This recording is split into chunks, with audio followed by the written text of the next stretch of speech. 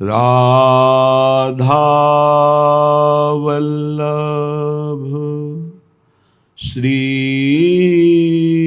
हरिवंश राधा वल्लभ श्री हरिवंश। वृंदावनेश्वरी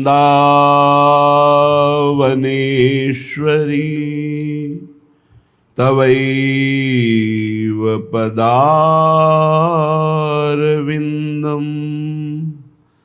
प्रेमामृतैकमकरन्द रसौघपूर्णम्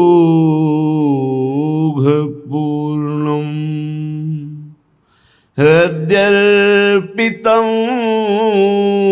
मधुपते स्मरतापमुग्रं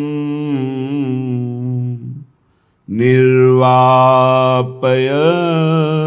परम शीतलमाश्रयामि परम शीतलमाश्रयामि।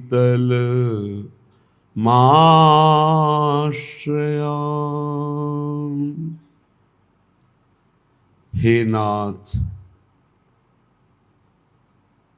हे करुणामयी, यद्यपि हम पापी हैं, आपकी आज्ञा के विरुद्ध आचरण करते हैं, पर फिर भी हैं तो आपके ही, इसलिए हमारा निस्तार उद्धार, दुख की निवृत्ति तो आपको ही करनी पड़ेगी। पापः खलोहमिति नार्हसि मां विहातुं किं रक्षया कृतमते रकुतो भयस्य यस्मादसाधुरधमोऽहं पुण्यकर्मा तस्मात् त्वमस्मि सुतरामनुकंपनीयः। हे नाथ, हे श्यामा श्याम, मैं आपकी आज्ञा के विरुद्ध चलने वाला पापी हूँ, अधर्माचरण करने वाला हूँ। क्या आप ऐसा समझकर हमारा त्याग कर देंगे? नहीं नहीं प्रभु, ऐसा आपको करना उचित नहीं है, क्योंकि जो भयरहित और सुकृत कार्यों की रक्षा करने की बात कही जाती है, उनकी तो रक्षा है ही, क्योंकि वो पुण्यवान हैं, वो प्राज्ञ हैं, वो ज्ञानी हैं। सही माने में रक्षा तो हम जैसों की होनी चाहिए कि हम पापी हैं, अधर्माचरण करने वाले हैं। पुण्यात्मा, सत्कर्मी, इनकी रक्षा करने की जरूरत ही नहीं, ये तो खुद बलवान हैं, इनके पुण्य हैं, सुकृत, इनके प्राज्ञ ज्ञान है, इनको ये बचा लेंगे अपने आप को। नाथ, मैं अज्ञानी हूँ, पापी हूँ, अधम आचरण करने वाला हूँ। रक्षा तो हमारे जैसों की होनी चाहिए, क्योंकि जो स्वयं रक्षित है उसकी क्या रक्षा करोगे? वो तो पुण्यात्मा है, भजनानंदी है, जितेंद्रिय है, वो तो अपनी रक्षा कर लेगा। नाथ, रक्षा तो हमारे जैसों की होनी चाहिए। प्रभु, मुझ महान अधम असाधु की आप रक्षा नहीं करेंगे ना, तो आपका पतित पावन नाम है, दीन बंधु नाम है, ये कैसे सार्थक होगा? हे नाथ, हे करुणामय, आप मुझे कभी त्यागना नहीं। हे प्रभु, तावत प्रसीद कुरुणा करुणा ममंद माक्रंदमिन्दुधर मर्षय मां विहासी। ब्रूहि त्वमेव भगवन् करुणार्णवेनु त्यक्तास्त्वया कम परम शरणं ब्रजामः। हे प्रभु, आप पूछोगे कि क्या रक्षा चाहते हो, तुम अधम हो, पापी हो, तो क्या रक्षा चाहते हो, क्या तुम्हारी इच्छा है? तावत प्रसीदु कुरुणा करुणा ममंद। हे करुणा में प्रभु, बस आपसे एक कृपा मांगता हूं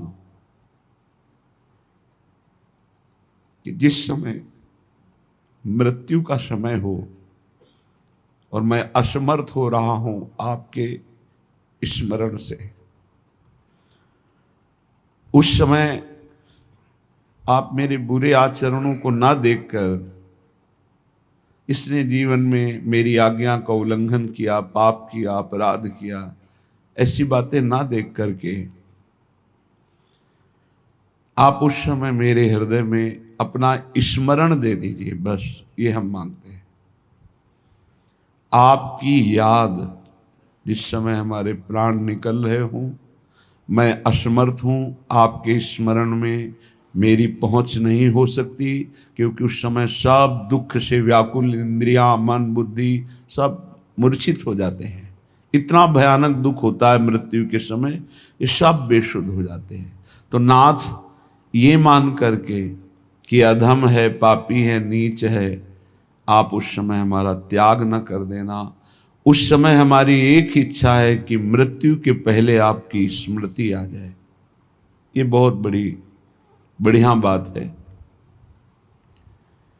हे नाथ, यदि आप जैसे करुणा सागर भी मेरी उपेक्षा कर देंगे, मेरी रक्षा न करेंगे, तो फिर मेरा उद्धार कैसे हो सकता है? मैं किसकी शरण में जाऊं?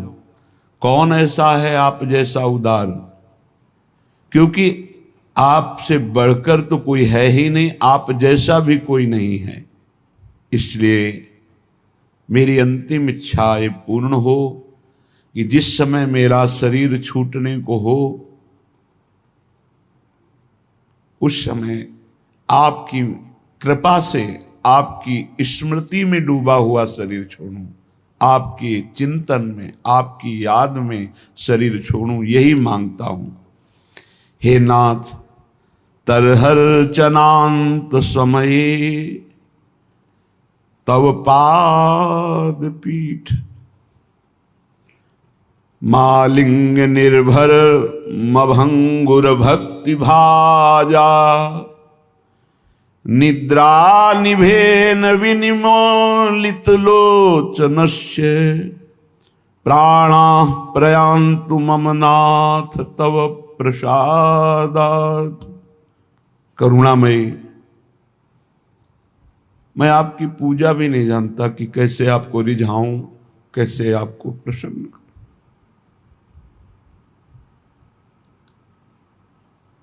प्रभु, इतना तो जरूर जानता हूं कि आपके चरण रखने की चौकी को ब्रह्मा, शंकर, शनकादि नमस्कार करते हैं। आपकी पादपीठ को, चरण रखने की चौकी को ईश्वर कोटि के महापुरुष भगवान ब्रह्मा जी, महादेव जी, शनकादि ये नमस्कार करते हैं। प्रभु, ऐसा हो कि जब मेरा शरीर छूट रहा हो और आप मेरे सामने हो और मैं अपना मस्तक आपके चरणों में रखकर बस निरंतर के लिए सो जाऊं। आप मेरे सन्मुख हो और मैं अपना मस्तक आपके चरणों में रखकर सदा सदा के लिए सो जाऊं, ऐसी कृपा कर दो। हे नाथ, मेरी नींद कभी टूटे ना, प्राणों का उत्क्रमण हो जाए और जब आंख खोलूं तो आपके दिव्य लीला में, दिव्य धाम में आपके समीप खोलूं। ऐसे ही मुझे सुला दो। आप मेरे सामने हो, आपके चरणों में मस्तक रखकर मैं सदा सदा के लिए ऐसा सो जाऊं कि फिर इस जगत में आंख ना खुले। जब मुझे होश आवे तो मैं देखूं कि मैं भाव देह से अपने आराध्य देव के धाम में हूं, अपने आराध्य देव के समीप हूं, अपने प्राण प्रीतम की सेवा में हूं। ऐसी कृपा कर दीजिए प्रभु। आपके लिए कुछ दुर्लभ नहीं है। ये मैं कोई कठिन बात नहीं मांग रहा कि आपको मेहनत करनी पड़ेगी। प्रभु, जैसे अत्यंत बड़ा भयानक विषैला सर्प काट ले, लेकिन जिनको गारुणी मंत्र आता है वो उसे क्षण में उतार देते हैं। गारुणी मंत्र जिनको वास्तविक आता, सिद्ध है, एक क्षण में महाविषैले सर्प के काटे हुए विष को शांत कर देते हैं। जैसे ढेर ढेर खूब तृण जमा हो, क्षण में अग्नि उसको भस्म कर देती है। जैसे हाथियों की झुंड को एक सिंह ही मथ डालेगा, जैसे घोर अंधकार को एक सूर्य ही प्रकाश से भर देगा, जैसे भयंकर रोग को औषधि नष्ट कर देती है, ऐसे प्रभु आप करुणा करो। आपकी करुणा दृष्टि से मेरे सारे पाप अपराध सब नष्ट हो जाएंगे और मुझे आपकी प्राप्ति हो जाएगी। थोड़ा सा भी अमृत भाव या कुभाव कैसे भी कंठ से नीचे उतर जाए तो अमर कर देता है। नाथ, थोड़ा सा भी आपका कृपा प्रसाद हमें अविनाशी पद पर विराजमान कर देगा। हे पापनाशक, मेरे कायिक, मानसिक, वाचिक जो भी पाप हों उनकी तरफ ना देखते हुए मेरी अंतिम इच्छा ये पूर्ण हो कि आपके चरणों में मस्तक रखते हुए मैं अपने प्राण त्यागूं। ये बहुत काम की बात है, क्योंकि अंतिम समय भगवत स्मरण केवल भगवत कृपा से होता है और वो समय कभी भी आ सकता है। उसकी कोई तिथि तारीख हमें पता नहीं, प्रभु को तो पता है। वो तो निश्चित हो चुका है, अमुक समय में, अमुक जगह, अमुक घटना से प्राण छूटेंगे। उस समय हमारी क्या स्थिति होगी? जब भयानक पीड़ा है शरीर में, तो हो सकता है मैं अपने प्रभु को भूल जाऊं। तो हमें रोज ये प्रार्थना करनी कि प्रभु बस और कुछ मांगू तो मत देना, बस एक बात, अंतिम समय आपको देखता हुआ, आपका स्मरण करता हुआ प्राण त्यागूं। और आपके लिए इसमें कुछ घाटा नहीं है कि बहुत मेहनत की बात कह रहा हूं। आप सर्वत्र हैं, बस प्रकाशित हो जाइएगा। अगर अंतिम समय भगवत स्मरण रहा भगवत कृपा से, ऐसा हमने शास्त्रों में पढ़ा है कि जो जीवन भर भगवान का आराधन करता है, भजन करता है, प्रयास करता है भगवत भजन का, अंतिम समय भगवान उसके हृदय में स्वयं स्मृति बन करके छा जाते हैं।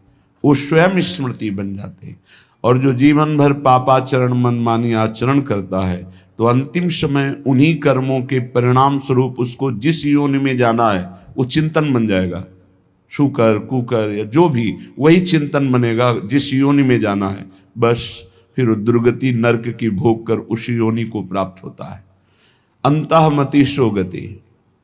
अंतिम समय हमारा भगवत स्मरण बना रहे, इसलिए हम प्रभु से रोज प्रार्थना करें कि हमारा अंतिम समय आपके सानिध्य में छूटे, आप हमारे सामने हो, फिर हमारा शरीर छूटे। श्रीपाद प्रबोधानंद जी महाराज करुणा करके कह रहे हैं कि यदि आपको श्री जी की कृपा से धाम का आश्रय मिल गया है, वास मिल गया है, तो राधा तत्प्रिय चरणाम्बुज परिचरणाति सद्रा शाम्भोधौ मंगत्वा विस्मृत देहा कदानु वृंदावने भविष्यामि। सब साधना का फल है देह से भाव खत्म हो जाए। जैसे कर चर्चा हुई थी, मदालशा जी अपने पुत्र से कहती, बेटा जैसे तुम सवारी में बैठे हो तो तुम अलग हो, ये सवारी अलग है, ऐसे ही ये देह सवारी है, केवल भगवद यात्रा के लिए ये सवारी है। देह मैं नहीं हूं,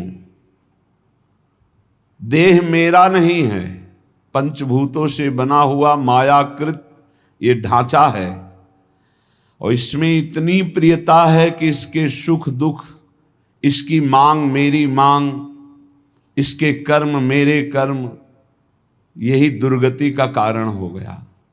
तो श्रीपाद कह रहे हैं, राधा तत्प्रिय चरणाम्बुजम परिचरणाति सदृशाम्बोधौ। श्री प्रियाजू और उनके प्रीतम श्री श्याम सुंदर, यदि इनका नाम जप हो, इनके चरणों की सेवा हो, तो उत्कृष्ट रस का उदय होता है। नाम जप बहुत महिमामय है। नाम जप की बात जिसके हृदय में बैठ गई वो धन्य हो गया, उसका जीवन परम धन्य हो गया। पकड़ो नाम जप को, पकड़ो। सब साधनों का सार है स्मृति, भगवद स्मृति। बार बार भगवान की याद आना। रूप को देखा नहीं, भगवान से मिले नहीं, तो उनकी याद के लिए एकमात्र उपाय है नाम जप, और उनकी चर्चा करना सुनना, ये उनकी स्मृति में पहुंचा देगा। भगवान की अमृतमयी कथाओं का श्रवण, भगवान की अमृतमयी लीलाओं का गायन और नाम जप, ये अखंड स्मृति प्रदान कर देगा।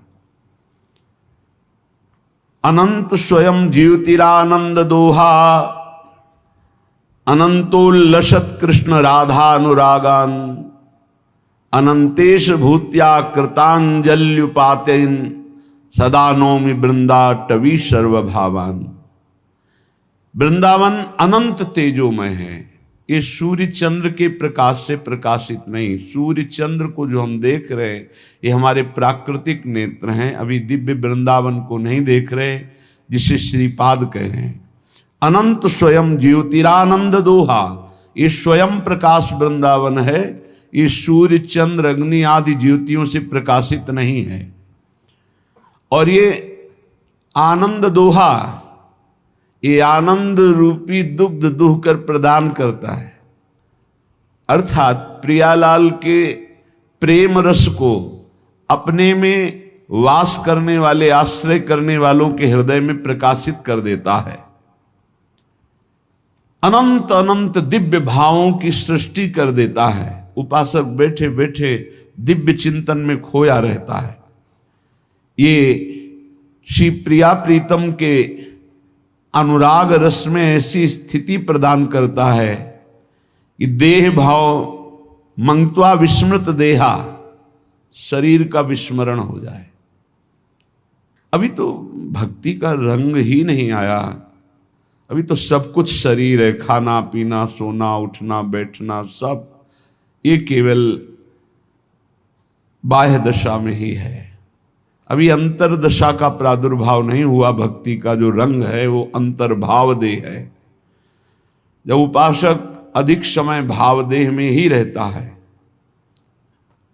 जैसे स्वप्न में सोया हुआ पुरुष देखता है अपने को, स्थूल शरीर का बिल्कुल ज्ञान नहीं रहता, ऐसे ही जागृत में स्थूल शरीर का बिल्कुल भान ना होते हुए अपने भावदेह से इष्ट के समीप रहते हुए भी व्यवहार सम्यक रूप से होना, ये है भक्ति की सामर्थ्य। व्यवहार स्त्री पुरुष शरीर धारण के वैसे ही हो रहा है और स्थिति सदैव आराध्य देव के समीप है। ये दिव्यता भक्ति की है। जैसे गोपी जनों में पूरे परिवार की सेवा कर रही, किसी को पता नहीं, पर स्थिति भाव से श्री कृष्ण चरणारविंद में नित्य और निरंतर है।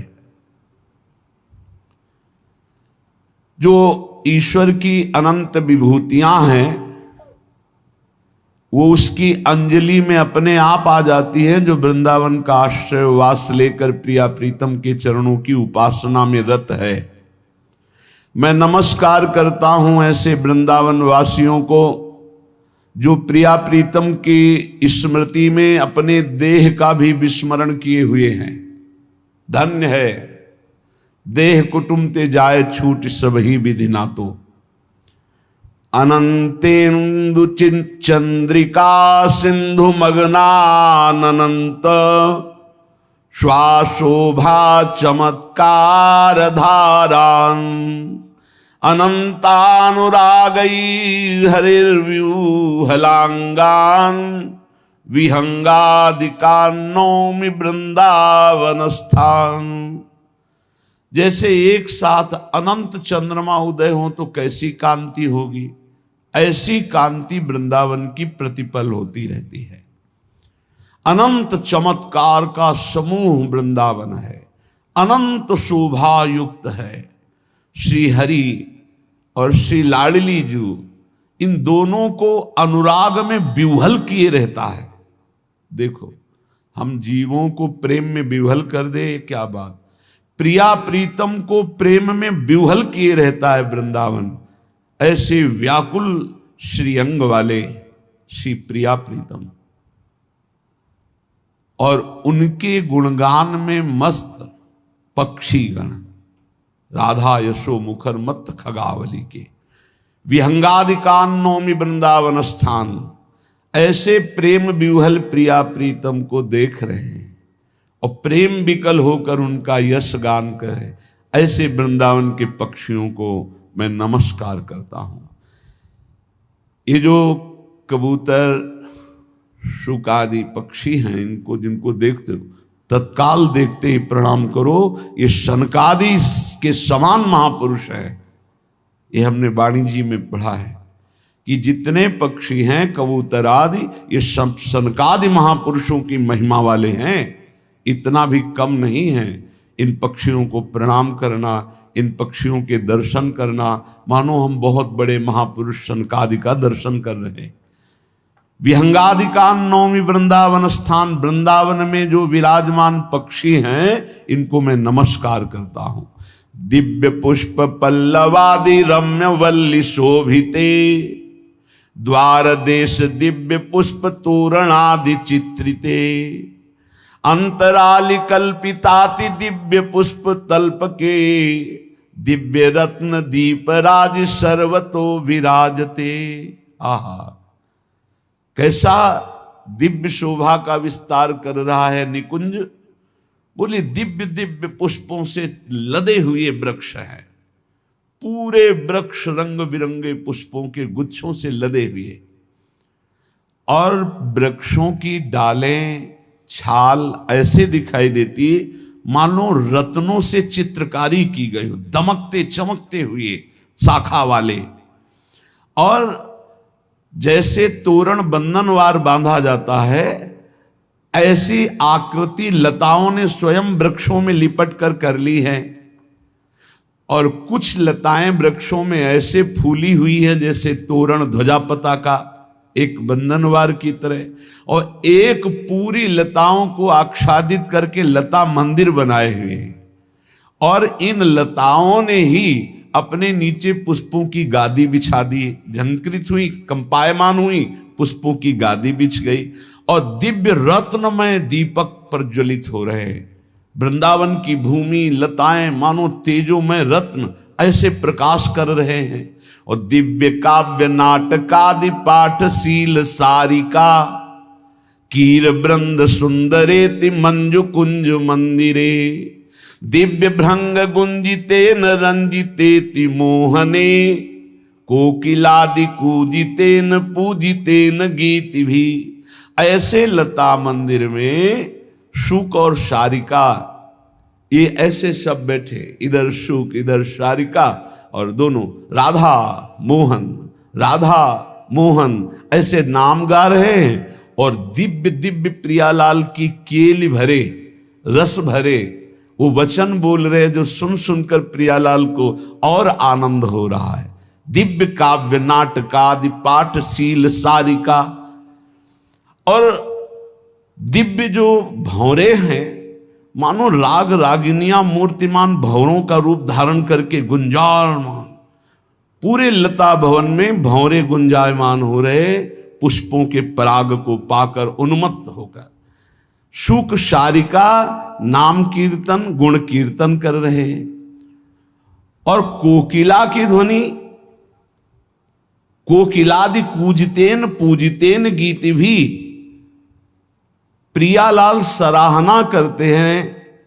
कोकिला को जब पंचम स्वर में वो गान करती है, इतना आनंद छा रहा है। मंद मंद शीत शीत दिव्य गंध वायुना, जाल रंध रिंगणांत रंग भाव सेविते, तत्दिष्ट वस्तु वृंद सन्निवेश लोभने, गौर नील दंपति मनोज व्यूहलो स्मर। ऐसे निकुंज में जो फूलों की गादी स्वयं लताओं ने बिछा दी है कंपायमान होकर, उसमें हमारे प्रिया प्रीतम विराजमान है। तो शीतल मंद सुगंध वायु लताओं के झरोखे से जाकर प्रिया प्रीतम को सुख पहुंचा रही। मंद मंद शीत शीत दिव्य गंध वायुना, जाल रंध रिंगणांत रंग भाव सेविते। बड़े भाव से शीतल मंद सुगंध वायु लताओं के झरोखों से जा जाकर प्रिया प्रीतम के श्री अंगों में शीतल मंद सुगंध वायु सुख पहुंचा रहे हैं। समीप में सुंदर सुंदर रसपेय पदार्थ स्वर्ण भाजनों में भरे हुए रखे हैं। तत्दिष्ट वस्तु वृंद सन्निवेश लोभने, गौर नील दंपति मनोज व्यूहलो स्मर। प्रिया प्रीतम विराजमान होकर मंद मंद मुस्कुराकर तिरछी प्रेम चितवन से बाकी चितवन से बिहारी जो बिहारिन जो एक दूसरे को देख रहे हैं। सखियां कुंज रंधों से लगी हुई इस सुख का नेत्रों से पान कर रहे हैं। प्रफुल्ल दिव्य मालिका लवंग जाति यूथिका, कदम्ब चंपकावली स्थलार विंद वीथि भी, शिरीष कुंद केत की कुसुम्ब किंशुकादिभिर मनोज्ञ माधवी लताद्यनंत पुष्पवल्लभी। गलबैया दिए हुए फिर युगल सरकार उस लता भवन से बाहर निकल रहे। निकष कुंज ठाढ़े भये भुजा परस्परंश, श्री राधा वल्लभ मुख कमल निरख नयन हरिवंश। जय हो सब सखियां। कोई वाद्य बजा रही, कोई छत्र लिए हैं, कोई चंवर कर रही, कोई व्यजन कर रही, कोई आगे पुष्पांजलि डाल रही। दिव्य लताएं खिल रही प्रियालाल को देखकर।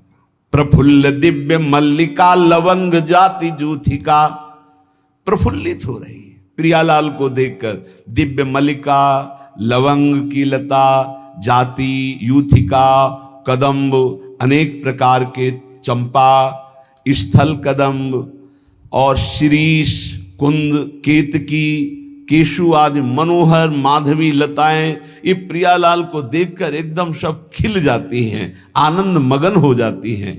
प्रियंगु नाग केसरई रशोक कर्णिकार कई, स्फुटाति मुक्त सप्तला सुवर्ण यूथिकादि भी, विचित्र भेद झिंटिका सुगंध बंधु जीव कैर, हयारी कुब्ज कादि भी प्रफुल्लित विचित्रितम। बड़े विचित्र लताएं प्रियालाल को देखकर झुककर प्रणाम करती हैं। लताएं ऐसे झुक जाती हैं, फिर नाचने लगती हैं। पुष्पों के ढेर प्रियालाल के चरणों में गिर रहे हैं। प्रियांग नागकेसर अशोक कर्णिकार प्रफुल्लित माधवी लता नवमल्लिका स्वर्ण जूथिका नाना प्रकार की झिंटिका सुगंधित बंधुक पुष्प प्रफुल्लित हयारी कुब्जक पुष्पमय वृक्ष वृंदावन के नाच पड़ते हैं जहां प्रियालाल आ रहे। विचित्र पल्लवोद्गमैर विचित्र पुष्प संभृतैर विचित्र पत्र मंजरी विचित्र गुच्छ जाल कई विचित्र सौरभोदयैर विचित्र सीधु वर्ष भी विचित्र रोचि रुज्ज्वल पर साख भीर वृतम। और ये दिव्य लताएं हैं, बड़ी विचित्र है। जब देखा कि प्रियालाल समीप आ गए तो सब इतने बढ़ करके ऊपर ऐसे आ गई और इतने पुष्प गिराए कि प्रियालाल पुष्पों से ढक रहे हैं।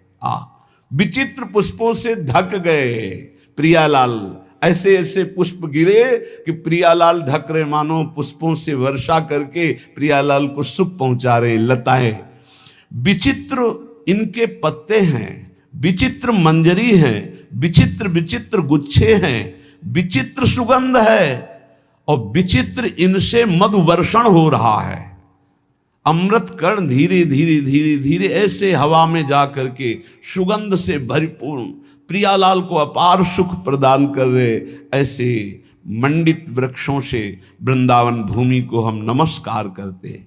राधा कृष्ण रहा कथानुवदनाश्चर्य माधुर्यवत्, ध्यान स्त्री सुख सारिका वृत्ति करैरानंद सर्वस्वदम, कर्णाकर्षि कुहु कुहु रीति कलालापैर्वृतम कोकिलैर्, नृत्यंत मत्त मयूर मन्य विहगैश्चानंद कोलाहलम। प्रियालाल पधारे, लता भवन के बाहर कोलाहल मच गया, मयूरों के झुंड आकर नृत्य कर रहे। सखियां संगीत वाद्य बजा रही, मयूर नृत्य मत मयूर मन्य विहगैश, और अन्य भी विहग, अन्य पक्षी हंसों की मंडली, कबूतर शुक सारिका, ये सब मंडली अलग अलग सब कुहुक रहे। कोलाहल आनंद कोलाहलम, प्रियालाल पधारे हैं। और राधा कृष्ण रहा कथानुवदनाश्चर्य माधुर्यवत, प्रियालाल के महामाधुर्य रस की गुप्त बातें वो पक्षी कर रहे हैं। श्री प्रियालाल के एकांतिक प्रेम रस की आश्चर्य की बात है। सुख सारिका जब उच्च ध्वनि में गान करते तो प्रियालाल एक दूसरे की तरफ देखकर आनंदित हो रहे हैं। आगे बढ़े तो तन्मध्ये नव कुंजल वलयम शोभा विभूत्या समा, नोर्धम दिव्य विचित्र रत्न लतिकाद्यानंद पुष्पश्रिया, अंतस्तल्प प्रवरम वरोपकरणैराढ्यम समन्ताद्दधत्, राधा माधव भुक्त भोग्यमखिलानंदैक साम्राज्य भू। आगे बढ़े तो शोभा संपत्ति से युक्त एक दिव्य रत्नों से जटित सुंदर चौकी, उस पर पुष्पों से आच्छादित सैया और उत्तम उत्तम भोग पदार्थ भरी हुई चौकी सखियों ने विराजमान की, और राधा माधव को भोजन पवाया, भोग पवाया। सब सखियां प्रियालाल को अपनी अपनी रुचि के अनुसार पवा रही। बड़ा आनंद बरस रहा है। प्रियालाल भोग पाए, आचमन किए, पान की बीड़ी लिए। मध्य तादृश कुंज मंडल महो कुंडम महामोहनम, सांद्रानंद महारसामृत भरी स्वक्षय सदा संभृतम, रत्नाबद्ध चतुस्तटी विलसितम सद्रत्न सोपानव, तीर्थम श्री तटसत कदम्बक तलच्छाया मणिकुट्टिमम। पास में ही सरोवर, पहले ये मान सरोवर वृंदावन के अंतर था यमुना जी के इधर, अब यमुना जी जो मान सरोवर बाहर हो गया, यमुना जी बीच में। पहले यमुना जी बाहर थी, इधर मान सरोवर था, मतलब मान सरोवर वृंदावन के अंतर्गत ही माना जाता है। पहले यमुना जी मान सरोवर के उधर बहती थी, अब यमुना जी इधर बहती, मान सरोवर उधर हो गया। आगे जब युगल सरकार भोग पाके बड़े बड़ा ही सुंदर सरोवर, मन का हरण करने वाला, आनंद घन निर्मल रस भरा हुआ, मानो जल क्या है, आनंद घन का रस है। चारों ओर दिव्य रत्नों से जटित बंधा हुआ घाट है, उत्तम उत्तम रत्न में सीढ़ियां हैं, किनारे पर झूम झूम कर कदम्ब वृक्ष जल का स्पर्श कर रहे हैं। और प्रियालाल स्नान करेंगे, इसलिए जालीदार एक महल बना हुआ है जल के बीच में। गाधा अगाधतया तयोरितमिदं कुर्वत् पर प्रेष्ठयोर, नाना दिव्य रसोत्तमानवसरे व्यंजत्तयोः प्रीतये, आश्चर्यं कमलोत्पलादि कुतुकायोन्मीलयन् मीलयन्, नाना रत्नमय छटाम्बुद जलम व्यंजन निकुंजादिकम। प्रिया प्रीतम को देखते ही जल केली करने की इच्छा प्रकट हो गई। ऐसा मनोहर जल, ऐसे सुंदर सुंदर नील श्वेत स्वर्णिम अरुण वर्ण के कमल खिले हुए हैं। श्री प्रिया प्रीतम कौतूहल व आश्चर्यजनित होकर एक दूसरे की तरफ देखते हैं और देखते ही पता चल गया सखियों के हृदय में कि प्रिया प्रीतम जल केली करना चाहते हैं। ये जो सुन रहे हो, सुनने मात्र से प्रियालाल की प्राप्ति होने वाली ये गाथा केवल सुनने मात्र से, जहां ये चर्चा हो रही है वृंदावन में, जिनकी ये चर्चा हो रही वृंदावनाधीश्वर, और तुम सुन रहे हो सुनने मात्र से। श्रवण सुनत प्रापक रति राधा पद अम्बुज सुकुमार। प्रियालाल का अद्भुत प्रेम प्रदान करने की सामर्थ्य ये लीलाएं रखती है। जे भी ऐसे नजदीक गए तो दूसरे प्रिया प्रीतम जल में दिखाई दे रहे, तो दोनों युगल सरकार चतुर शिरोमणि होते हुए भोरे हो रहे कि ये जुगल जोड़ी कौन से आ गई। वृंदावन में तो हम ही जुगल जोड़ी है। प्रतिबिंबित हो रही, लताएं भी प्रतिबिंबित हो रही, क्योंकि ऐसे तो एक लता ऊपर दिखाई दे रही, एक नीचे, एक जोड़ी प्रिया प्रीतम और नीचे भी जल में एक प्रिया प्रीतम। सखियों ने सोचा कि ये तो जल केली करने जा रहे थे, तो अपने ही रूप में मोहित हो गए, तो सखियां सब रूप धारण कर दी। एक ऐसा वायु रूप धारण किया कि हिलोरे होने लगी, तो प्रतिबिंब अंतर्हित होने लगा।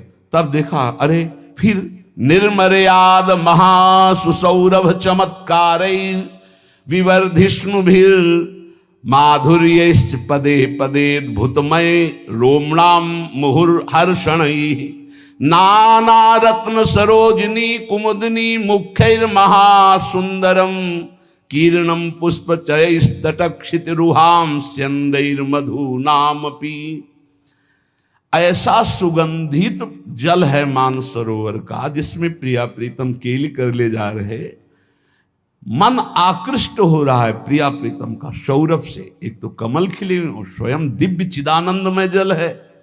महामाधुर्य युक्त पद पद पर अद्भुत सुख प्रदान करने वाला प्रिया प्रीतम को रोमांच हो रहा है।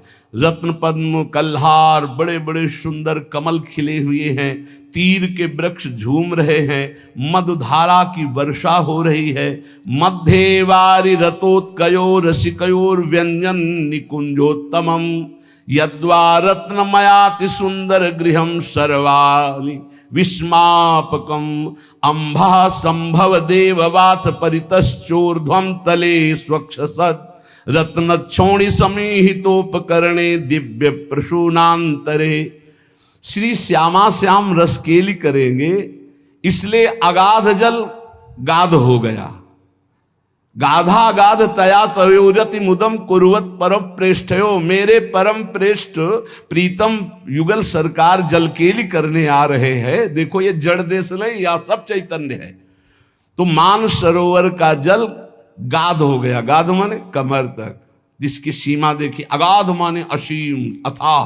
अथाह जल है। जब नौका विहार होगा तो यही अथाह जल हो जाएगा, और जब जल विहार करना चाहते हैं इतने इतने आगे।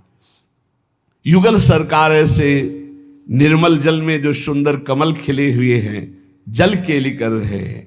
जल क्रीड़ा परायण रसिक युगल को सुख पहुंचाने के लिए आसपास से सखियां भी मंडलाकार जल में खड़ी हो गईं। कभी प्रियाजू लालजी के ऊपर, लालजू प्रियाजू के ऊपर जल ऐसे अंजुली से, और सखियां कभी प्रियालाल के ऊपर। सखी मंडली विस्मित कर देने वाला खेल करते हैं। लालजू डुबकी लगाकर प्रियाजू के चरणों का स्पर्श करते हैं। प्रियाजू एकदम कौन है ऐसे? तब सखियों ने निर्मल जल में झांक के देखा, बोले और कोई जीव जंतु नहीं है, ये लालजू ही महाराज हैं। चारों दिशाओं से जल वृष्टि लालजू के ऊपर होती है। लालजू अपनी आंखों में ऐसे कर कमल, ऐसे अद्भुत दिव्य पुष्प जो खिले हुए, एक दूसरे के ऊपर पुष्पों से ऐसे खेल हो रहा है। कैसा अद्भुत सौंदर्यता के समुद्र सी प्रियालाल, आसपास सुंदर कुंज निकुंज, अद्भुत सुंदर मानसरोवर, उसमें जल केली युगल सरकार कर रहे हैं। महामणिमयोज्वल तट चतुष्टये तुल्लसद विचित्र बहुमंडनाद्भुत महोलता मंडपे विचित्र बहुपंक्ति को स्फुट कदम मुख्याद्भुत छटामृतमय द्रुमावली समृद्धि शोभाद्भुतम। महामणि में उज्जवल चारों तरफ घाट बंधे हुए हैं और समीप में बताया पहले कि ऐसे छिद्रदार लता भवन के जैसा स्वाभाविक मानसरोवर के जल में ही प्रकट हुआ है भवन, जिसमें प्रियालाल जल केली करके फिर भींगे हुए वस्त्र से उसमें पधारते हैं। वैसे ढंग से बना हुआ है कि जल के ऊपर है, झरोखा भी है, लताओं की वायु भी आ रही, वहां प्रियालाल के वस्त्र पर्दा करके सखी जन बदलती, सुंदर नवीन पोशाक नवीन वस्त्र आभूषण धारण कराकर फिर आश्चर्य में सुंदर भोग पवाती हैं। आश्चर्य में इसलिए कि वो कोई प्राकृतिक पदार्थ नहीं, वो कोई गैस चूल्हा से बने हुए पदार्थ नहीं, वो सब दिव्य भाव से, जो भाव से चंपकलता जी चिंतन करती है तत्काल वो पदार्थ महारस में चिदानंद में, क्योंकि चिदानंद प्रभु चिदानंद में भोग पाते हैं। जैसे प्रभु को यहाँ भोग लगता है तो तुम्हारा भाव जो होता है वो प्रभु स्वीकार करते हैं, और वहां चिदानंद भाव से भोग लगता है, इसलिए वहां पदार्थ भी चिदानंद में है। चिदानंद पदार्थ में मलमूत्र रक्त मांस आदि नहीं बनता, ये सब दिव्य है। हर से देश में जाना है, रोज तैयारी करो, रोज सोचो मुझे प्रियालाल के पास जाना है, सोचो ये रोज सोचो मुझे जाना है श्री जी के पास। शरीर की चिंता मत करो, ये तो छूटेगा एक ना एक दिन, आज नहीं तो कल छूटेगा, पक्का छूटेगा, छूटने की तैयारी कर लो, पहले से इसे छोड़ दो, बहुत ही हानिकारक है ये। बड़ी कृपा है जिनको ये समझ आ गई है कि मुझे श्री जी के पास जाना है, ये नाशवान है, ये मैं नहीं हूं, ये छूटेगा, ये जलेगा, ये सड़ेगा, इसलिए राधा राधा राधा राधा कृष्ण पार कंदर्प तृष्णा सिंधुर वृंधिम तन्वदत्यंतमेव आश्चर्यम केलि वैदग्ध वृंदम वृंदावना नंदितो संदिशई तत्। धन्य है जो वृंदावनाधीश्वर की ये लीलाएं सुनने को पाते हैं, त्रिभुवन में कहीं नहीं है। ये वृंदावन की भूमि की कृपा से प्यारे जू की नवनिभृत निकुंज की कुंडों की सरोवर की रज की रसिकों की ये चर्चा सुनने को मिलते, ये दुर्लभ चर्चा है, दुर्लभ चर्चा।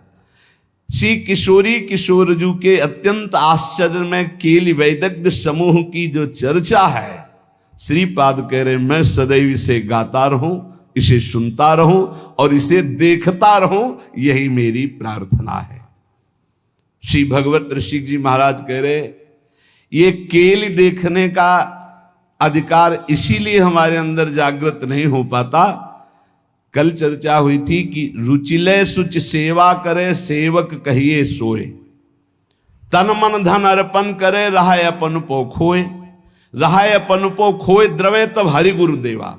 उसके आगे कह रहे कि इसीलिए हरि गुरु की कृपा प्राप्त नहीं हो पाती क्योंकि वो कर्ता स्वयं को मानता है। कर्ता मानने के कारण उसे भोगना पड़ता है और भोक्ता होने के कारण वो रस का अधिकार नहीं पाता। कर्ता भोक्ता भाव वाला रस का अधिकार नहीं पाता, न उसे तत्वबोध होता है। तो बोले जो कर्ता है उसको तो जानता नहीं, अपने को कर्ता माने हुए है। बड़ा गूढ़ प्रसंग है। कर्ता कृत जाने नहीं माने निज करतूती, ते प्राणी दुख पावहीं ये लगो अविद्या भूत, लगो अविद्या भूत कहे द्विज रक्षा करी हो, अर्जुन मेरो नाम नहीं तो पावक में जरी हो, कर गई श्याम बचाए बतायो जो शिशु हरता, भगवत रसिक नरेश सकल कर्तन को करता। ये बात समझ में आ गई तो बहुत बड़ी बात समझ में। ये बोले अविद्या का भूत लगा है, किसी को समझ में नहीं आ रहा। ये सारा का सारा फसाव इस शरीर से है, शरीर से। विशाल विश्व ब्रह्मांड और उसकी उत्पत्ति किससे हुई?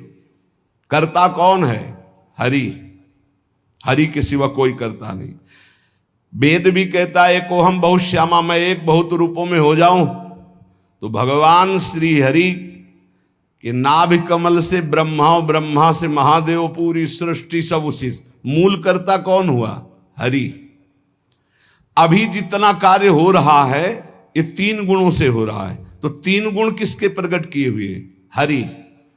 तो बोले फिर हमको दंड क्यों मिल रहा? क्योंकि तुम कर्ता बने हुए हो, तो भोक्ता भी तो तुम्ही को बनना पड़ेगा। कर्ता भोक्ता बने हुए हो तो शुभ अशुभ का दंड मिलेगा। बोले कर्ता कैसे हम बन गए? बोले अविद्या का भूत चढ़ गया है तुम्हारे, अज्ञान का भूत चढ़ गया। कर्ता कृत जाने नहीं, कर्ता को तो जाना नहीं। माने निज करतूत, मैं ये किया ये किया। अब देखो यहां सावधानी की बात समझना है, ये अज्ञानी जन गलत ढंग से इसे समझते हैं। जैसे कहा जाता है प्रभु की इच्छा के बिना एक पत्ता भी नहीं हिलता, पक्का। लेकिन जिसकी ये स्थिति होती है, प्रभु की इच्छा में अपनी इच्छा मिला देता है, उससे कभी पाप होते ही नहीं, क्योंकि पाप होते हैं इच्छा से। जिसकी अपनी इच्छा है और अपना भोग है, उसको नरक और स्वर्ग भोगना पड़ेगा। वो केवल बातों से कहता है, उसकी स्थिति है कर्तृत्व और भोक्तृत्व भाव से। जब तक अहंकार है तब तक पापाचरण होता है, और जब अहंकार समर्पित हो जाता है तो उसका शरीर यंत्रवत वही चेष्टाएं करता है जिससे जगत मंगल होता है। वो कहते हैं कि कर्ता श्री हरि। अभी आप कहोगे कर्ता श्री हरि, तो आप 3 गुणों से प्रभावित होकर अहंकार में पापाचरण करोगे और कहोगे कि भगवान की इच्छा से हुआ। तो भगवान की इच्छा से नरक भी बना है, बड़े बड़े दुख भी बने, वो तुम्हें भोगना पड़ेगा। अगर समस्त दुख और सुख दोनों से ऊपर उठकर परमानंद में निमग्न होना है तो बोले कर्ता को जानो। एक कल संत भगवान प्रश्न कर रहे थे कि एकांत में तो ठीक है, लेकिन जब व्यवहार में उतरते हैं तो राग द्वेष हो जाता है। क्यों? क्योंकि तुम व्यवहार में क्रिया देखते हो, कर्ता नहीं देखते, कारण नहीं देखते। अगर कारण को देखो तो कारण श्री हरिवंश भनम, क्रिया को देखोगे तो अनुकूल हुई तो राग हो जाएगा, प्रतिकूल हुई तो दोष हो जाएगा। अगर कारण को देखोगे तो सब में पावर श्री भगवान कारण, राग द्वेष होगा ही नहीं। भगवत रसिक जी कहते हैं औरों की तो बात जाने दो, लगे हो अविद्या भूत काहे तुझ रक्षा करी हो। समीप में बैठे हैं अर्जुन जी के भगवान श्री कृष्ण। एक ब्राह्मण आता है और श्री भगवान के सामने वो कहता है, प्रभु प्रभु अभी अभी मेरा पुत्र प्रकट हुआ और पधार गया। द्वारिकापुरी की बात है। प्रभु पैदा होते ही मर गया, ऐसा तो कभी नहीं हुआ कि पुत्र पिता के सामने मर जाए। ये तो धर्म रहित बात है। और अपने बालक को भगवान के सामने से राजमहल के द्वार पर रखता है और विलाप करके बड़ी आतुरता पूर्वक कहता, संदेह नहीं कि इस समय पृथ्वी में ब्रह्म ऋषियों का द्रोह करने वाले लोग पैदा हो गए हैं। धूर्त कृपण पापी लोग बढ़ गए हैं, कर्म दोषी हो गए हैं। इसीलिए ये काल उल्टा चक्र चला रहा है कि पिता के सामने जन्मा हुआ पुत्र मृत्यु को प्राप्त हो रहा है। ये राज हिंसापरायण दुश्शील अजितेंद्री प्रजा को दरिद्री कर रहे हैं, कर ले करके दुख पर दुख प्रजा भोग रही है। इसीलिए ये हमको सामने महान संकट देखना पड़ा। अधार्मिक राजाओं के होने के कारण मेरा पुत्र मेरे सामने मरा, ऐसा काल व्यतिक्रम है, नहीं होना चाहिए था। इस प्रकार बोलकर चला गया। फिर दूसरा पुत्र हुआ तो फिर मर गया, फिर बोल के चला गया। तीसरा पुत्र पैदा हुआ, फिर मर गया, फिर वैसे ही बोल के चला गया। जब 9वें बालक के मरने पर वो वहां आया तो अर्जुन जी ने कहा, ब्राह्मण सुनो, इस निवास स्थान द्वारिका में ऐसा लगता है अब कोई धनुषधारी छत्री नहीं है। बार बार तुम यहां रोकर चले जाते और कोई नहीं बोलता कि मैं तुम्हारी रक्षा करूंगा। क्या है ये प्रजा पालन है? अरे जिनके राज्य में कोई ब्रह्म ऋषि दुखी हो जाए धन से, पुत्र से या किसी अन्य कारण से, तो उसका राज्य नष्ट हो जाता है। जहां साधु वैष्णव ब्रह्म ऋषि दुखी हो जाए। मैं समझता हूं इस समय तुम बड़े संकट में हो, बड़े दीन हो रहे हो क्योंकि तुम्हारे पुत्र मर रहे हैं। मैं प्रण करता हूं तुम्हारे पुत्र की रक्षा करूंगा। कर्ता को जाने नहीं, भगवत ऋषि जी कह रहे हैं। अरे उनका जाओ, तुम बात क्या बनाते हो, तुम क्या पूर्ण करोगे? जब ये श्री कृष्ण और बलराम बैठे हैं तो तुम क्या पूर्ण कर लोगे? अर्जुन से कहा तो वो कह रहे हैं अहम वा अर्जुनो नाम गांडीवम यस्य वै धनो नाहम संकर्षणो ब्रह्मन्न कृष्ण कार्षणेव च अहम वा अर्जुनो नाम गांडीवम यस्य वै धनो। हे मैं कोई संकर्षण नहीं हूं बलराम जी, और मैं कोई कार्षणी कृष्ण नहीं हूं। मैं गांडीव धनुषधारी अर्जुन जो बोलता हूं वही करके दिखाता हूं। यहां दो भाव निकलते हैं कि देखो भाई मैं कोई कृष्ण बलराम तो हूं नहीं, उनका दास हूं। तो भगवान अपने प्रण को चाहे भुला दे लेकिन दास के प्रण का निर्वाह करते, इसलिए मैं प्रण लेता हूं कि मैं तुम्हारे पुत्र की रक्षा करूंगा। और एक भाव ये होता है कि मैं कोई कृष्ण बलराम नहीं हूं, मैं गांडीव धनुषधारी अर्जुन हूं जो प्रण लेता हूं उसे पूर्ण करता हूं। ब्राह्मण ने कहा कैसी बड़बड़ करके बातें कर रहे हो? संकर्षणो वासुदेवा प्रद्युम्नो धन्विनाम वरः अनिरुद्धो अप्रतिरथो न त्रातुम शक्नुवन्ति यत् तत्कथम नु भवान कर्म दुष्कर्म जगदीश्वरै चिकीर्षसि त्वं बालिस्यात् तन्न सदम्हे वयम्। अरे जहां बलराम जी विराजमान, हल मूषलधारी सुदर्शन चक्रधारी श्री कृष्ण प्रद्युम्न अनिरुद्ध ये अतिरथी महावीर, जब ये जगदीश्वर हमारे पुत्र की रक्षा नहीं कर सके तो तू क्या ये बालकों की मूर्खता जैसी बात करते हो? अर्जुन से कहा। अर्जुन ने कहा फिर कहता हूं मैं गांडीव धनुषधारी अर्जुन हूं। ब्राह्मण देवता, यदि मैंने तुम्हारे पुत्र की रक्षा नहीं की तो चिता लगाकर तुम्हारे सामने भस्म हो जाऊंगा। मेरे बल पौरुष का तिरस्कार मत करो। जानते हो मुझे, मैं वो अर्जुन हूं जो महादेवाधिदेव भगवान शंकर को युद्ध में तृप्त कर दिया। ऐसा है, मैं अधिक क्या कहूं? अगर मृत्यु भी सामने आएगी तो मैं जीत कर तुम्हारे पुत्र की रक्षा करूंगा, मैं वचन देता हूं। तब ब्राह्मण ने कहा जय हो कुंती नंदन अर्जुन, तुम्हारी जय हो भाई, धन्य है, तुम्हारा बल पौरुष प्रशंसनीय है। अब मैं जा रहा हूं, जब बालक होने को होगा तो मैं तुम्हें सूचना दूंगा। फिर समय आया प्रसव का, ब्राह्मण भागता हुआ आया, अर्जुन अर्जुन इस बार तुम मेरे बच्चे को बचा लो, मृत्यु से बचा लो। अर्जुन तत्काल गए, आचमन किया, भगवान शंकर का ध्यान करके प्रणाम किया, श्री कृष्णचंद्र की तरफ देखा भी नहीं, कर्ता को जाले ले यही बात समझा रहे, समझो। और दिव्यास्त्र का स्मरण किया और गांडीव पर प्रत्यंचा चढ़ाई और ऐसा बाणों का हाहाकार मचा दिया कि वायु भी प्रवेश करेगी प्रसव गृह में तो अर्जुन की आज्ञा से प्रवेश करेगी। दिव्यास्त्रों से पूरा बांध दिया, मंत्र से अभिमंत्रित करके प्रसव गृह को चारों ओर से घेर दिया, ऊपर नीचे दाएं बाएं ऐसा पिंजड़ा और दिव्य मंत्रों के द्वारा। पहले तो कम से कम बालक पैदा होकर के रोता फिर मर जाता था, अब पैदा हुआ ना तो सौ मिला ना आवाज सुनाई दी, गायब हो गया। पहले तो कम से कम लाश तो मिलती थी, रोता तो था फिर मर जाता था।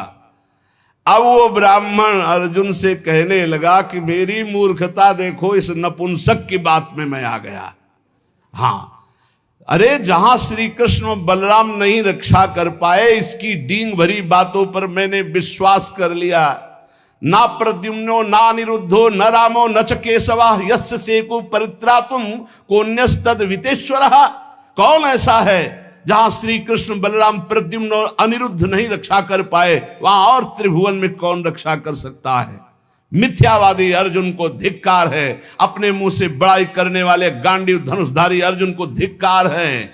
दुर्बुद्धि मूढ़तावश कहता था कि मैं तुम्हारे बालक की रक्षा कर लूंगा।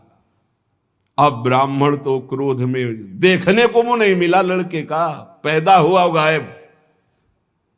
अर्जुन ने कहा ब्राह्मण मेरा अपमान मत करो। तत्काल योग बल से यमपुरी गए। भगवान धर्मराज जी ने देखा कि अर्जुन पधारे। बोले इस समय अर्घ पात्र लेने का हमें अवसर नहीं है, हमें यह बताओ कि वो जीवात्मा तुम्हारे यहां आया है? बोले हमारी पुरी में नहीं आया। विचार किया कि कहां चला गया जब यमपुरी में नहीं आया। इंद्रलोक, अग्निलोक, नैऋति, सोम, वायु, वरुण सबकी पुरियों में गए। अतल नीचे, अतल, सुतल, पाताल, तलातल, महातल, इन लोकों में गए। ऊपर के जनलोक, महालोक, तपलोक, ब्रह्मलोक, कहीं भी ब्रह्मा की जितनी रचना सब घूम डाला अर्जुन ने, कहीं वो जीव नहीं मिला। अब आए, अब भगवान श्री कृष्ण की तरफ देखा। प्यारे प्रणाम, अब जा रहे हैं भस्म होने हम चिता में। यही जीव की दशा है, जब सब जगह से हार जाता है तब बोलता है हरि शरणम। पहले नहीं चितवन किया कि प्रभु, तो प्रभु समझा देते। प्रण लेने से लेकर अभी तक भगवान की तरफ नहीं देखा कि रुख क्या है। अब जब चिता में जलने का नंबर आया तब केशव प्रणाम आखिरी स्वीकार करो। तो भगवान ने कहा किस बात का? बोले वो प्रण है ना, तो चिता में जलने जा रहे। तो उनका तुमने अभी पूरे बल का प्रयोग कहां किया? ध्यान दीजिए, तुमने अभी पूरे बल का प्रयोग कहां? तुम्हारा पूरा बल तो मैं हूं। मुस्कुरा दे अर्जुन, यही हमसे गलती होती है। हमारा बल कौन है? आराध्य देव। हम अपने बल की डींग हाँकने लगते हैं, उन्हीं के बल से मिले हुए बल से। हमारा पूरा बल श्री भगवान है। देखो अर्जुन, तुम्हारा बल मैं हूं। जिस समय ये तुम्हारी निंदा कर रहे हैं यही सब लोग प्रशंसा करेंगे और तुम्हारे यश की कीर्ति की स्थापना होगी। करें करावें आप सब, जने बढ़ाई दें। मान लो कर्ता को जानो कौन है। सर्वशक्तिमान भगवान जे भी चिंतन किया, भगवान का दिव्य रथ आ गया। भगवान की दिव्य घोड़े, दारुक नाम का सारथी। भगवान ने अर्जुन से कहा बैठो हमारे रथ में। रथ में बैठे। दारुक ने भगवान के नेत्रों की तरफ देखा, इशारा किया ले चलो। 7 पर्वतों वाले 7 द्वीप, 7 समुद्र, लोकालोक पर्वत, इनको लांघकर घोर अंधकार, इतना अंधकार कि भगवान के दिव्य घोड़े शैव्य, सुग्रीव, मेघपुष्प, बलाहक, मेघपुष्प बलाहक नाम के 4 घोड़े मार्ग नहीं दिखाई दे रहा। तब योगेश्वरों के भी परमेश्वर भगवान श्री कृष्ण ने जब घोड़ों की दशा देखी तो सुदर्शन चक्र का स्मरण किया। हजार हजार सूर्यों जैसा एक साथ तेज प्रकाशित करने वाले भगवान की दिव्य पार्षद सुदर्शन जी आगे चल रहे हैं।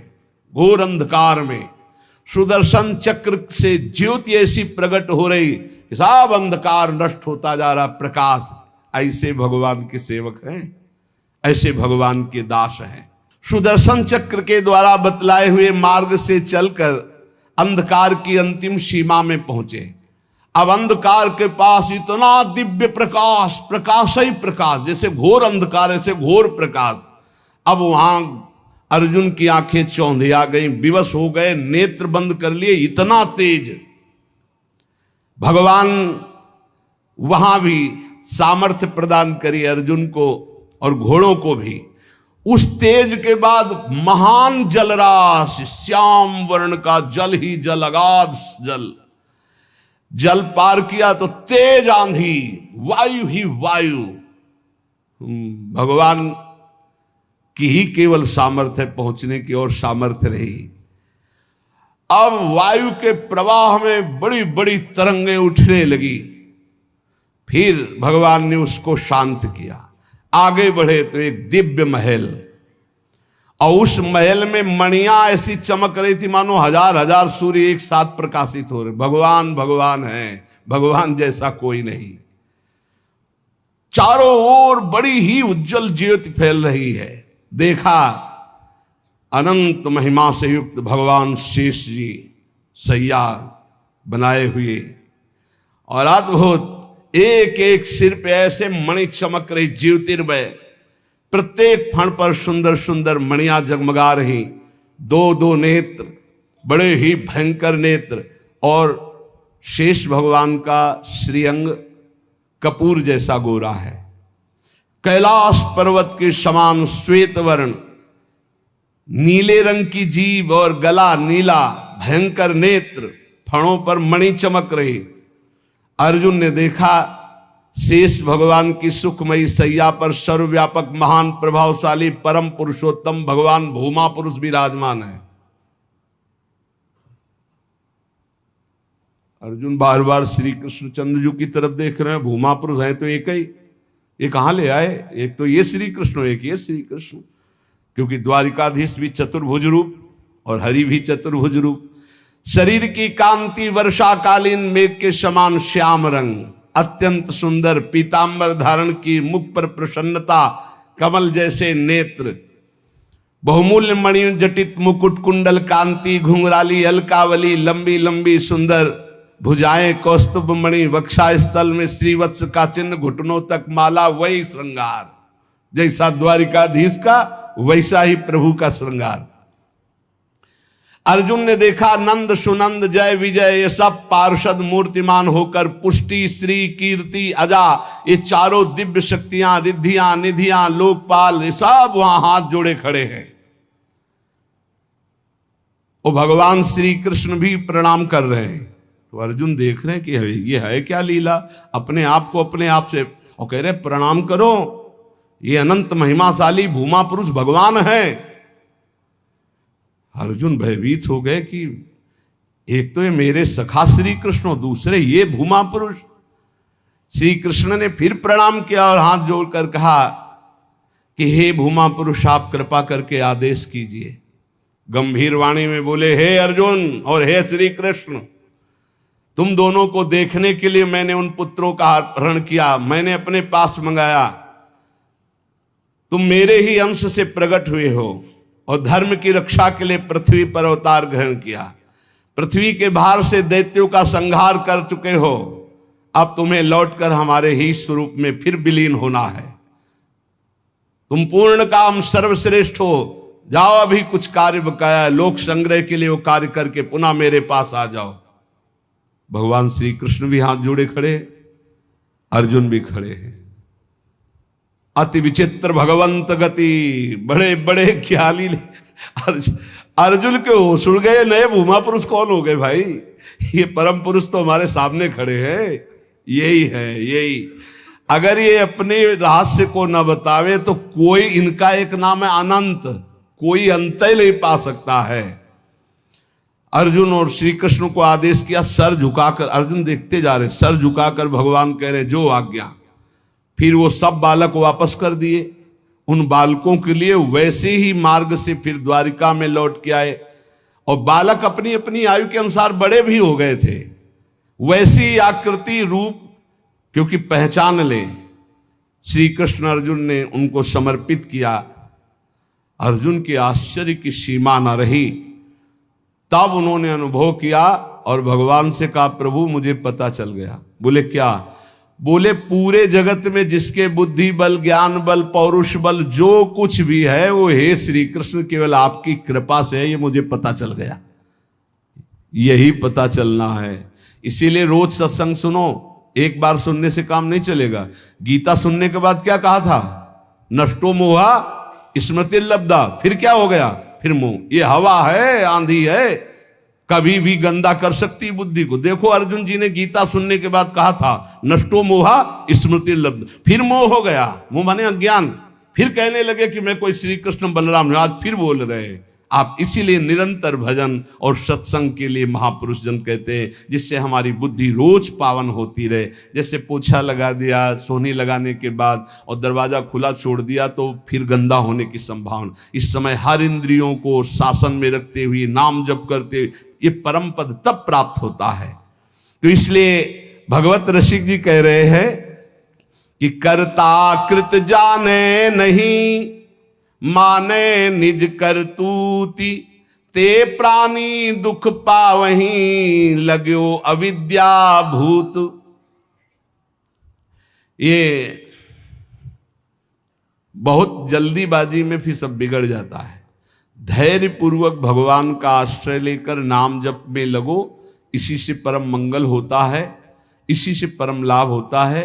क्योंकि भगवान शंकर भी जिनका चरणोदक माथे पे धारण किए हुए हैं वो भगवान श्री हरि हैं।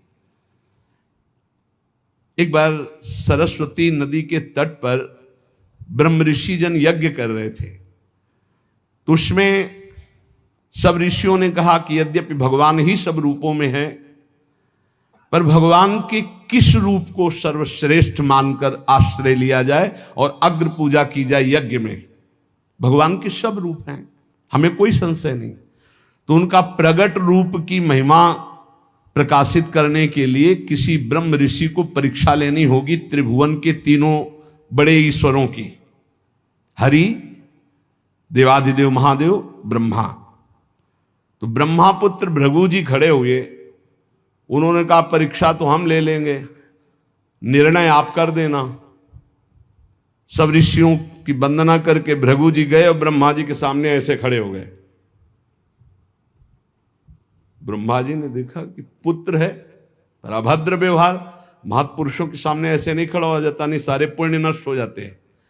ये जो संत महात्मा गुरुजन भगवत विग्रह उनके सामने ऐसे नहीं, कभी मंदिर में ऐसे नहीं, कभी गुरु जी के सामने ऐसे, कभी संतों के सामने ऐसे नहीं।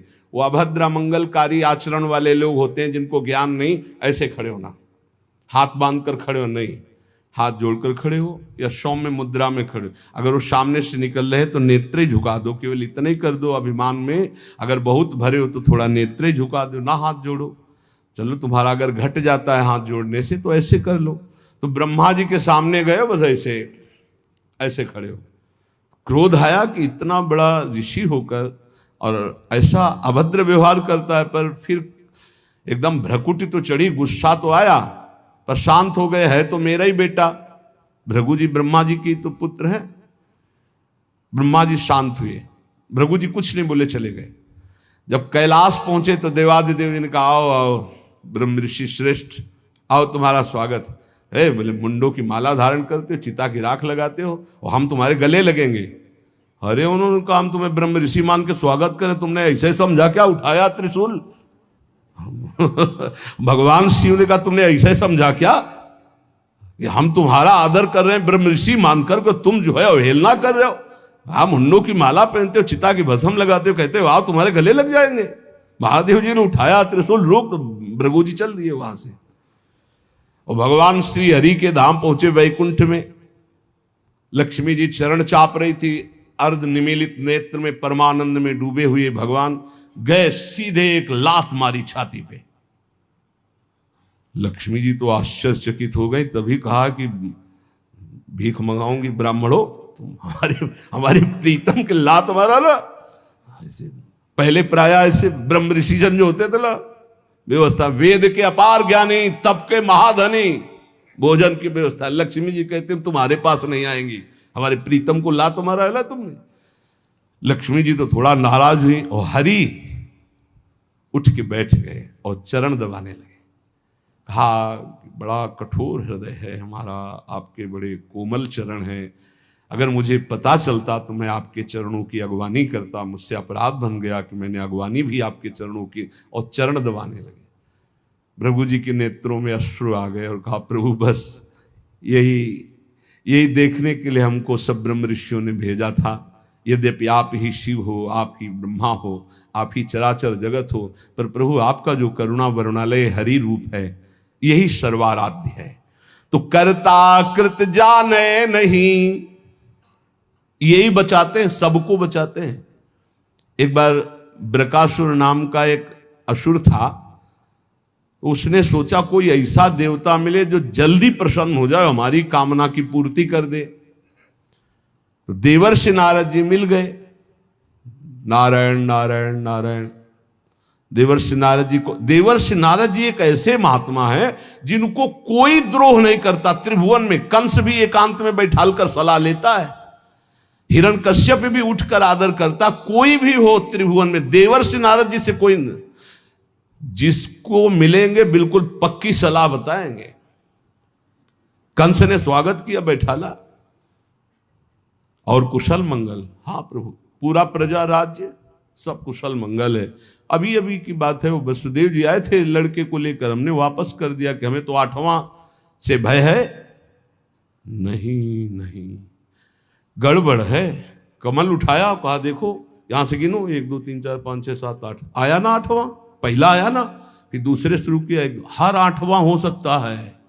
उनको लगा कि नारद जी जैसा कृपालु कौन हो सकता है, और नारद जी को लगा ऐसे ये दया करेगा तो भगवान के अवतार में देरी हो जाएगी, क्योंकि 8वें में आना है, और जब तक ये दया करेगा तब तक भगवान विकल नहीं होंगे, इसको क्रूर होना चाहिए, क्योंकि भगवान का अवतार शीघ्र हो। हर कमल की पंखुड़ी को 8वीं बता दिया, हर बेटे को 8वां बता दिया, तुरंत मुलवाया।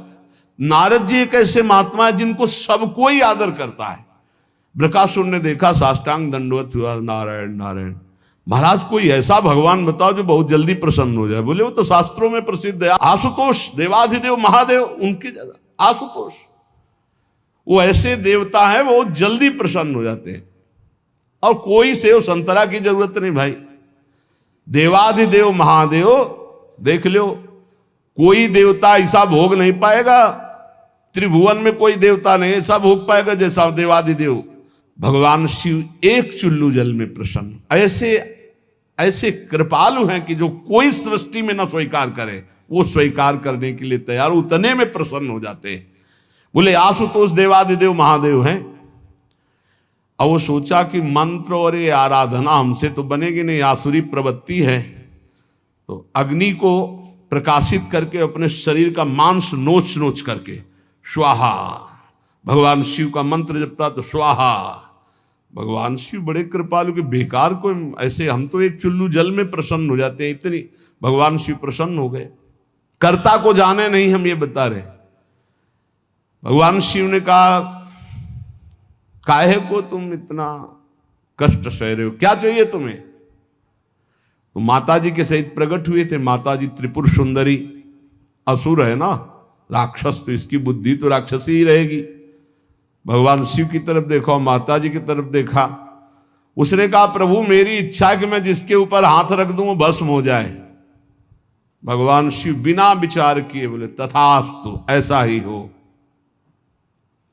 जे भी ऐसा कहा तो उसने सोचा परीक्षा के लिए भगवान शिव के ऊपर हाथ रख के देखे ना, इन्हीं का वरदान इन्हीं को। भगवान शिव के ऊपर ऐसे जो हाथ कर, भगवान भागे, क्योंकि जानते थे कि सत्य है, धक देगा भस्म हो जाएगा। शरीर तो भाई भगवान ने ही आदेश और वो वर दिया है, उन्हीं के बल से भागे, वो भी पीछे भागे। माता जी खड़े लीला देख रहे हैं। भगवान शिव जब पीछे देखे तो दौड़ के पीछा बस हाथ ही रखने का। भगवान ने कहा कहां तक भागेंगे? तो कर्ता को याद किया। कर्ता कौन है? हरि। हरि को याद किया।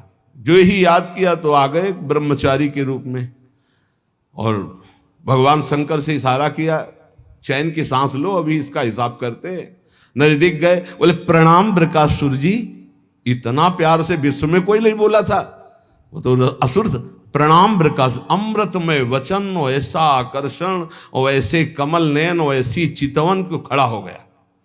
बोले बृकासुर जी यदि आपको मेरे सहयोग की आवश्यकता हो तो सहयोग से बड़े बड़े काम बन जाते हैं, आप क्यों भाग रहे हो इनके पीछे?